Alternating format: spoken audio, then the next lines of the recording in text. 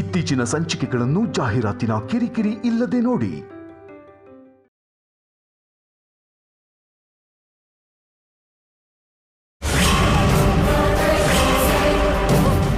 ನಾನು ಅಂದಿದ್ದು ಅದಲ್ಲ ಮಮ್ಮಿ. ನಡೆದಿದ್ರಲ್ಲಿ 100% ಶ್ಯಾಮ ತಪ್ಪಿಲ್ಲ ಅಂದರೆ 100% ನಿಮ್ಮ ತಪ್ಪಿದೆ ಅಂತ ಅಲ್ಲ ಅರ್ಥ. ಸ್ವಲ್ಪ ನಿಮ್ಮ ತಪ್ಪು, ಉಳಿದಿದ್ದೆಲ್ಲ ಅತ್ತಿಗೆ ತಪ್ಪು. ತಾಯಿ ತಪ್ಪನ್ನೇ ಬೆರಳೆತ್ತಿ ತೋರ್ಸೋಷ್ಟು ದೊಡ್ಡವನಾಗ್ಬಿಟ್ಟಿದೀಯ ನೀನು. ನಿನ್ನನ್ನ ಇಷ್ಟು ದೊಡ್ಡವನಾಗಿ ಮಾಡಿದ್ದು ನಿನ್ ಹೆಂಡತಿ ಅಂತಾಯ್ತು. ತಾಯಿ ಮೇಲೆ ಇಲ್ದಿರೋದನ್ನೆಲ್ಲ ಕಿವಿಗ್ ಹಾಕಿ ನಿನ್ ಮನ್ಸನ್ನ ಕೆಡ್ಸಿದಾಳೆ ಅಂತಾಯ್ತು ನಿನ್ ಹೆಂಡತಿ. ಇಲ್ಲ ಮಮ್ಮಿ, ಅವಳು ಅಂತ ಕೆಲಸ ಮಾಡಿಲ್ಲ, ಮಾಡೋದು ಇಲ್ಲ. ಮಾಡ್ತಾಳೆ. ಅವಳು ಖಂಡಿತ ಇಂಥ ಕೆಲ್ಸಾನೇ ಮಾಡ್ತಾಳೆ.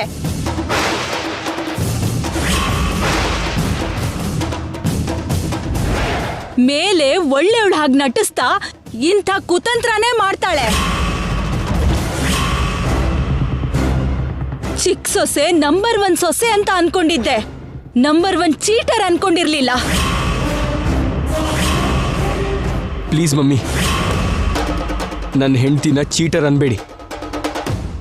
ನಾನು ಸಹಿಸ್ಕೊಳ್ಳಲ್ಲ. ಮಗ ಆಗಿ ನಿಮ್ಮ ಗೌರವ ಕಾಪಾಡೋದು ಎಷ್ಟು ಮುಖ್ಯನೋ, ಗಂಡ ಆಗಿ ಶ್ಯಾಮ ಗೌರವ ಕಾಪಾಡೋದು ಕೂಡ ನನಗಷ್ಟೇ ಮುಖ್ಯ. ನಿಮ್ಮ ಬಗ್ಗೆ ಯಾರಾದರೂ ತಪ್ಪಾಗಿ ಮಾತಾಡಿದ್ರೆ ಹೇಗೆ ಸಹಿಸ್ಕೊಳ್ಳಲ್ವೋ, ಶ್ಯಾಮ ಬಗ್ಗೆ ಕೂಡ ಯಾರಾದರೂ ತಪ್ಪಾಗಿ ಮಾತಾಡಿದ್ರೆ ಹಾಗೆ ಸಹಿಸ್ಕೊಳ್ಳಲ್ಲ, ಸುಮ್ಮನೆನೂ ಇರಲ್ಲ. ನೀನು ತಡ್ಕೊಂಡ್ರು ತಡ್ಕೊಳ್ದೆ ಇದ್ರು, ಸಹಿಸ್ಕೊಂಡ್ರು ಸಹಿಸ್ಕೊಳ್ದೆ ಇದ್ರು ಅದೇ ನಿಜ. ನಿನ್ ಹೆಂಡತಿ 100ಕ್ಕೆ 100 ಪಾಲು ಚೀಟರ್ ಚೀಟರ್ ಚೀಟರ್. ಮಮ್ಮಿ,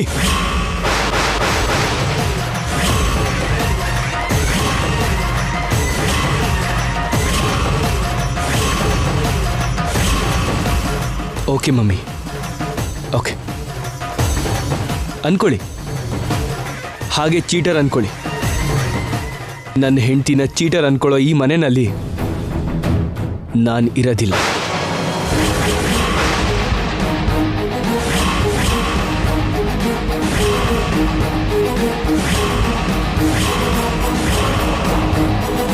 ಮನಸ್ತಾಪಗಳು ತಾರಸ್ಥಾಯಿಗೆ ಹೋಗಿ ಮನುಷ್ಯರ ಮಧ್ಯ ಅಭಿಪ್ರಾಯಗಳು ಬದಲಾಗ್ದಿರೋ ಸ್ಥಿತಿ ಬಂದ ಮೇಲೆ ನಾವು ನಿಮ್ಮ ಜೊತೆಗೆ ಇರೋದು ಕರೆಕ್ಟ್ ಅಲ್ಲ ಮಮ್ಮಿ.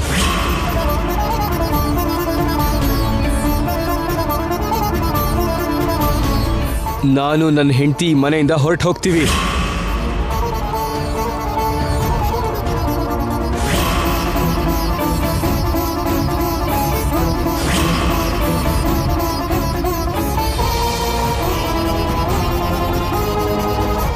ನಮ್ಮ ಜೀವನನ ನಾವು ಬದುಕ್ತೀವಿ, ಗೌರವದಿಂದ ಬದುಕ್ತೀವಿ.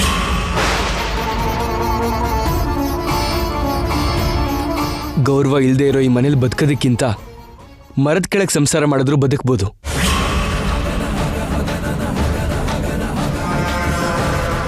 ಏನೋ ಅಂದ್ರೆ ಅವಸರ ಮಾಡಬೇಡಿ. ನಾನೇನು ಅವಸರ ಮಾಡ್ತಿಲ್ಲ ಶ್ಯಾಮ, ಈಗಾಗಲೇ ತುಂಬಾ ಲೇಟ್ ಆಗಿದೆ.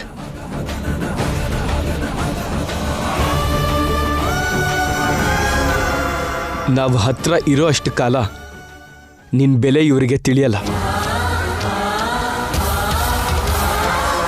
ನಿನ್ನ ಬೆಲೆ ಇವ್ರಿಗೆ ತಿಳಿಬೇಕು ಅಂದರೆ, ಈ ಮನೆಗೆ ನೀನು ಮಾಡಿರೋ ತ್ಯಾಗಗಳು ಇವ್ರಿಗೆ ತಿಳಿಬೇಕು ಅಂದರೆ ನಾವು ಈ ಮನೆಯಲ್ಲಿ ಇರಬಾರ್ದು. ನಾವು ಹೀಗೆ ಮನೆ ಬಿಟ್ಟು ಹೋಗೋದು ಕರೆಕ್ಟ್ ಅಲ್ಲ ರೀ. ಇನ್ನೊಂದ್ಸಲ ಯೋಚನೆ ಮಾಡಿ ನೋಡಿ. ಯೋಚನೆ ಮಾಡೇ ನಾನು ಈ ನಿರ್ಧಾರ ತಗೊಂಡಿರೋದು. ನಿರ್ಧಾರ ತಗೊಂಡ ಮೇಲೆ ಇನ್ನು ಮತ್ತೆ ಯೋಚಿಸಲ್ಲ. ಅದು ಹಾಗಲ್ಲ ರೀ ಶ್ಯಾಮ. ಗಂಡನಾಗಿ ಇದು ನನ್ನ ನಿರ್ಧಾರ. ಹೆಂಡತಿಯಾಗಿ ನನ್ನ ನಿರ್ಧಾರನ ಗೌರವಿಸೋದು ನಿನ್ನ ಕರ್ತವ್ಯ. ಚೆನ್ನಾಗಿದೆ, ತುಂಬಾ ಚೆನ್ನಾಗಿದೆ ಡ್ರಾಮಾ. ಗಂಡ ಹೀಗೆ ಮನೆಯಿಂದ ಹೋಗೋಣ ಅನ್ನೋದು, ಹೆಂಡತಿ ಏನೋ ಬೇಡ ಇಲ್ಲೇ ಇರೋಣ ಅಂತ ಅನ್ನೋದು. ಅಬ್ಬಬ್ಬಾ, ಏನ್ ಡ್ರಾಮಾ ಆಡ್ತೀರಾ ಗಂಡ ಹೆಂಡತಿ ಇಬ್ರು. ಇದು ಡ್ರಾಮಾ ಅಲ್ಲ, ನಿಜ.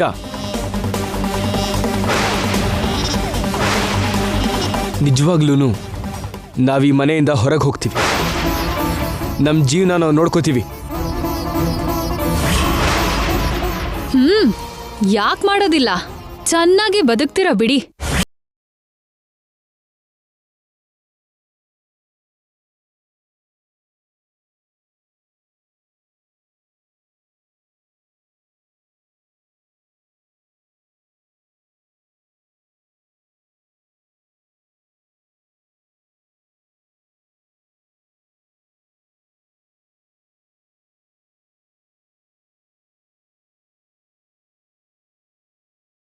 ನಮ್ಮ ಜೀವನ ನಾವು ಮಾಡ್ಕೋತೀವಿ.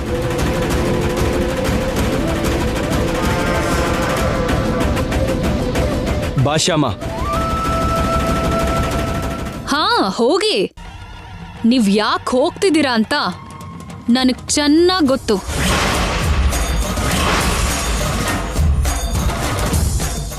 ನಡೆದಿದ್ರಲ್ಲಿ ನಿಮ್ ತಪ್ಪೇನೂ ಇಲ್ಲ ಅಂತ ನಾವ್ ಅನ್ಕೊಳ್ಳಿ ಅಂತ ಮನೆಯಿಂದ ಹೊರಗೋಗೋ ಹಾಗೆ ಬಿಲ್ಡಪ್ ಕೊಡ್ತಾ ಇದ್ದೀರಾ.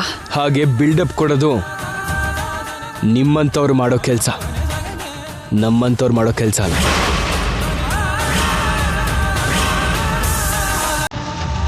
ನಡಿ ಶ್ಯಾಮ.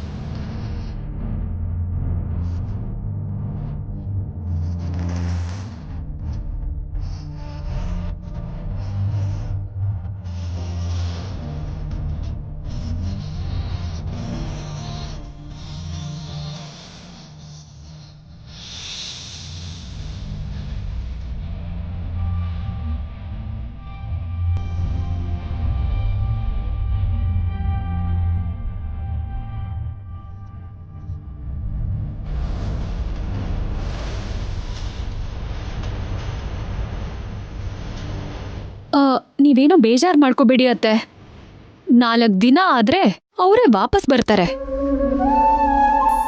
ಮಾವನ್ ವಿಷಯದಲ್ಲಿ ತಾನ್ ಮಾಡಿರೋ ತಪ್ಪನ್ನ ಮುಚ್ಚಿಡಕ್ಕೋಸ್ಕರ ಹೀಗ್ ಮನೆ ಬಿಟ್ಟು ಹೋಗೋ ಹಾಗೆ ನಾಟಕ ಆಡ್ತಿದಾರಷ್ಟೇ. ಮಾವ ಇಂಥ ಪರಿಸ್ಥಿತಿಲಿ ಇರೋದು ಗೊತ್ತಿದ್ರೂನು ಹೆಂಡ್ತಿಗೆ ಸಪೋರ್ಟ್ ಮಾಡ್ಕೊಂಡು ಹೋಗಿದಾನೆ ಈ ಅಖಿಲ್. ಶ್ಯಾಮ ಅಖಿಲ್ನ ಅಷ್ಟು ಬದಲಾಯಿಸಿದಾಳೆ.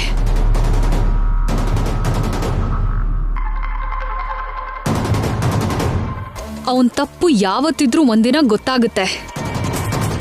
ಶ್ಯಾಮ ನಿಜವಾದ ಬಣ್ಣ ಹೊರಗೆ ಬರುತ್ತೆ. ಆವತ್ತವನಿಗೆ ಶ್ಯಾಮ ಕರೆಕ್ಟ್ ಅಲ್ಲ ಅಂತ ನಿಮ್ ಹತ್ರಕ್ಕೆ ವಾಪಸ್ ಬರ್ತಾನೆ ಅಖಿಲ್. ಹಬ್ಬ, ಪೀಡೆ ತೊಲಗ್ತು. 1 shot 2 birds.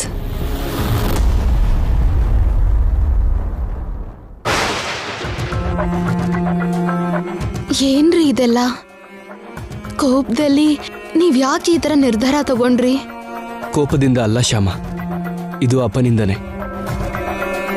ಮಾಡ್ದಿರೋ ತಪ್ಪನ್ನ ನೀನು ಮಾಡ್ದೆ ಅಂತ, ಆಡ್ದಿರೋ ಮಾತನ್ನ ನೀನು ಆಡ್ದೆ ಅಂತ ಅವ್ರು ನಿನ್ನ ಬಗ್ಗೆ ಹೀಗೆ ಮಾತಾಡ್ತಿದ್ರೆ ನನಗೆ ಸಹಿಸ್ಕೊಳಕ್ಕಾಗಲಿಲ್ಲ. ಆ ಮನೆಗೋಸ್ಕರ, ಆ ಮನೆಯವ್ರ ಸಂತೋಷಕ್ಕೋಸ್ಕರ ನೀನು ಎಷ್ಟು ಮಾಡಿದೆ, ಎಷ್ಟು ಕಷ್ಟಪಟ್ಟೆ, ಎಷ್ಟು ಮಾತು ಕೇಳಿದೆ.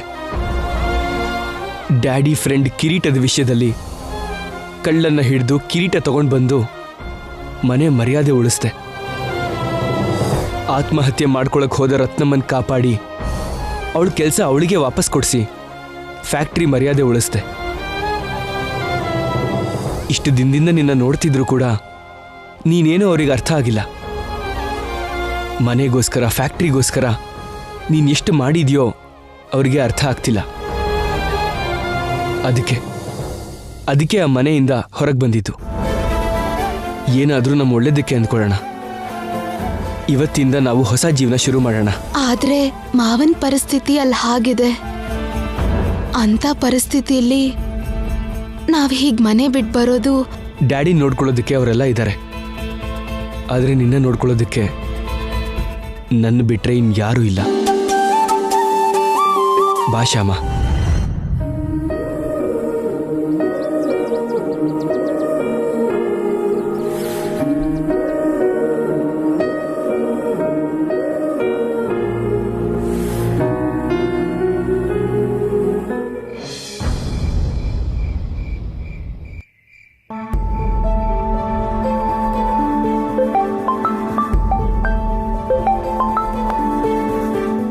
ಹಲೋ, ಹೇಳು.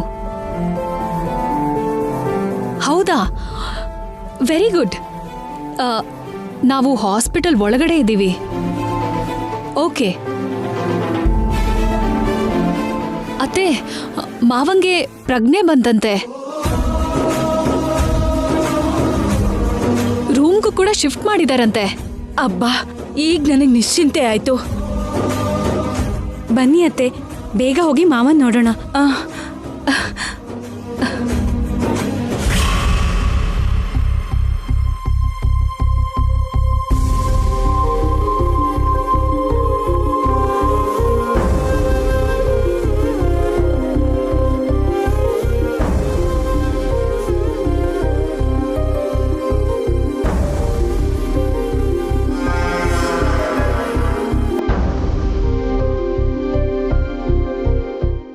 ಏನ್ರಿ?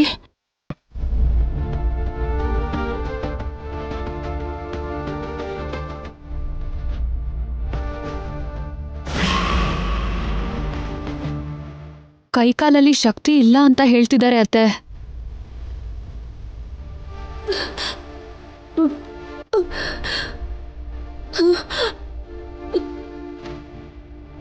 ಸುಮ್ಮನಿರಿ ಮಮ್ಮಿ, ಪ್ಲೀಸ್. ಇನ್ನೊಂದು ಸ್ವಲ್ಪ ದಿನ ಅಷ್ಟೇ ಮಮ್ಮಿ. ಆದಷ್ಟು ಬೇಗ ಡ್ಯಾಡಿ ರಿಕವರ್ ಆಗ್ತಾರೆ. ಮಮ್ಮಿ, ನೀವೇ ಹೀಗೆ ಹೆದರ್ಕೊಂಡ್ರೆ ಹೇಗೆ? ನೀವು ಧೈರ್ಯವಾಗಿದ್ರೆ ಡ್ಯಾಡಿ ಬೇಗ ಗುಣ ಆಗ್ತಾರೆ. ಆಯ್ತಪ್ಪ, ನಾನು ಧೈರ್ಯವಾಗಿರ್ತೀನಿ.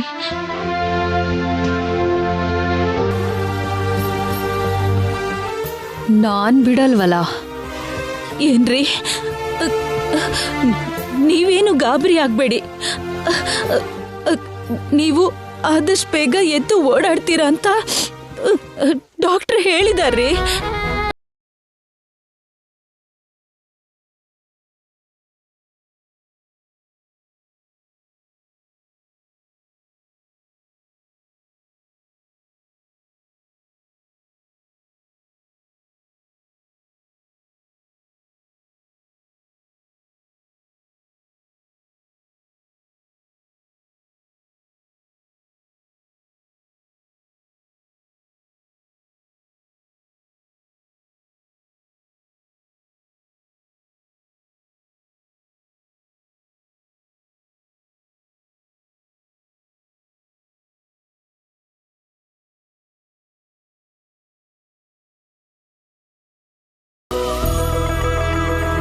ಮೆಡಿಸಿನ್ ವಿಷಯ ನಾನ್ ನೋಡ್ಕೋತೀನತ್ತೆ. ಯಾವ ಟೈಮ್ಗೆ ಯಾವ ಮೆಡಿಸಿನ್ ಕೊಡ್ಬೇಕು, ಯಾವ ಟೈಮ್ಗೆ ಯಾವ ಫುಡ್ ಕೊಡ್ಬೇಕು ಅಂತ ನಾನೇ ಅವ್ರ ಹತ್ರ ಇದ್ದು ಹುಷಾರಾಗಿ ನೋಡ್ಕೋತೀನಿ.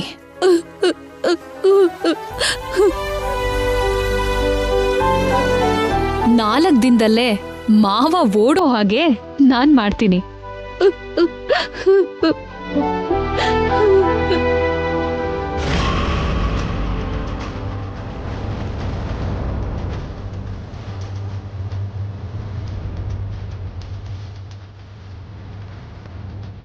ಏನ್ ಮಮ್ಮಿ ನೀವ್ ಹೇಳ್ತಿರೋದು? ಅಖಿಲ್ ಮತ್ತೆ ಶ್ಯಾಮ ಮನೆ ಬಿಟ್ಟು ಹೋದ್ರಾ? ಹೌದಪ್ಪ, ಹೊರಟೋದ್ರು.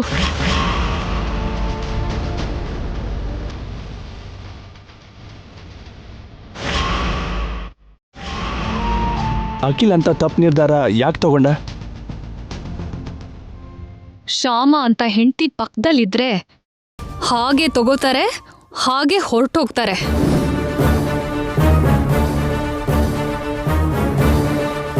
ಅಲ್ದೆ ಹೋಗಿದ್ದಾರೆ ಅಂದ್ರೆ ಅವ್ರೇನ್ ಶಾಶ್ವತವಾಗಿ ಹೋಗಿದ್ದಲ್ಲ, ಏನೋ ಆವೇಶದಲ್ಲಿ ಹೀಗೆ ಹೋಗಿದಾರಷ್ಟೇ.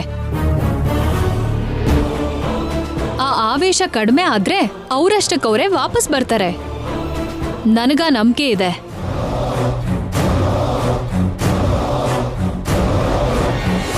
ಮತ್ತೆ ಈಗ ಯೋಚನೆ ಮಾಡ್ಬೇಕಾಗಿರೋದು ಅವ್ರ ಬಗ್ಗೆ ಅಲ್ಲ, ಮಾವನ್ ಬಗ್ಗೆ.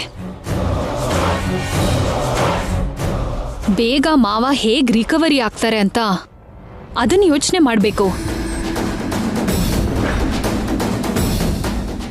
ಸದ್ಯಕ್ಕೆ ಅಖಿಲ್ ಅವ್ರ ಬಗ್ಗೆ ಮರ್ತ್ಬಿಡಿ.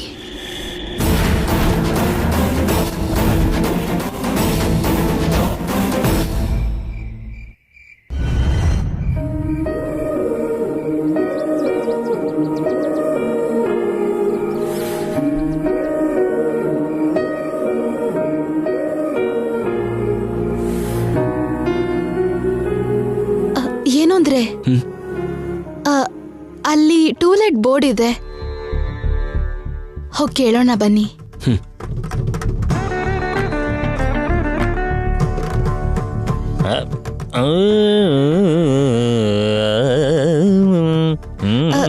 ಸರ್ ಸರ್ ಯಾರು?